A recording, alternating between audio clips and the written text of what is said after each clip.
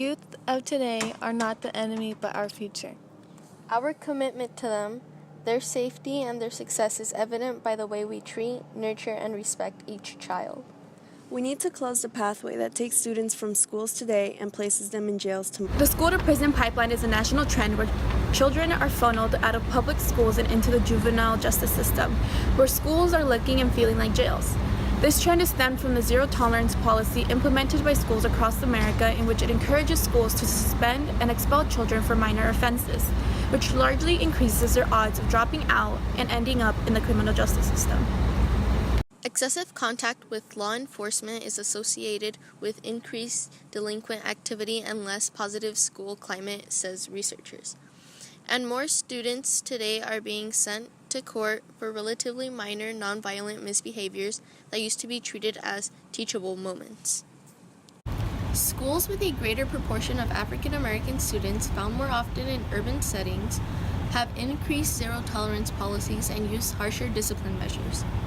The use of certain security measures within schools, such as cameras, metal detectors, security guards, and school resource officers, are more commonly found in urban, multicultural, inner-city environments and impact neighborhoods that more often struggle with poverty and its insidious impact on families.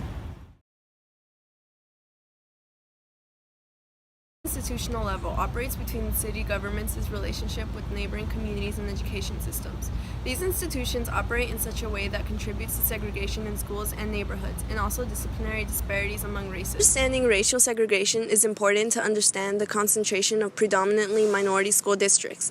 In the 1970s, white Americans began to leave urban areas in vast numbers to form all-white suburbs.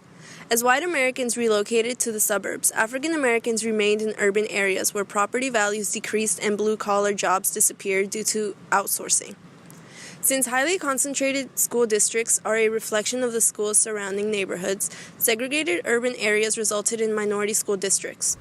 Interinstitutional level is where institutions choose to discriminate against poor people and minorities because of the incentives attached to such action.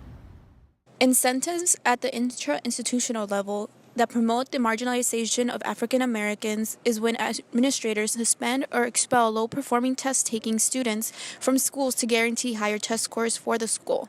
Once administrators expel the student with poor taking skills, students with good test-taking skills remain. As a result, teachers are in a better position to keep their jobs and receive bonuses for the remaining students' higher test scores. Interpersonal level explains how implicit biases affect day-to-day interactions among people. For example, how a teacher might perceive African American students to be bad students because their teacher normally sees African Americans on the news committing violent crimes. Also, many teachers claim they have respect for diversity, yet still refer to people of color as culturally deficient or inferior.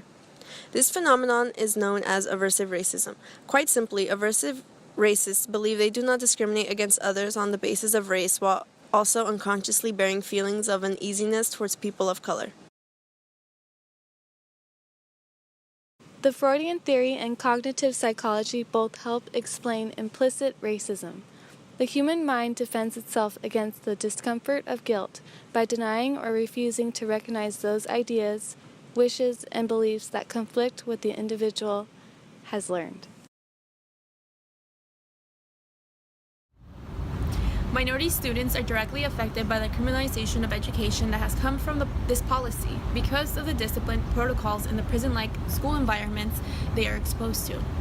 Some stats are like, since 1975, African American students have been suspended from school at 2 to 3 times the rate of Caucasian students. African American students constitute 18% of students but represent 39% of expulsions and 42% of referrals to law enforcement while in school.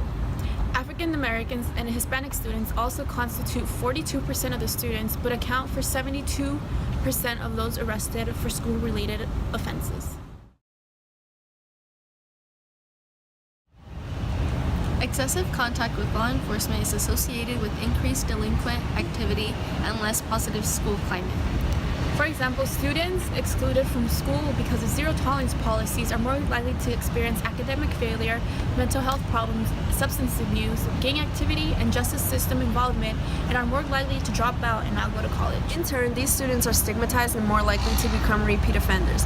They also face potential out-of-home placement and lifelong consequences that could damage opportunities in employment, civil participation, and housing.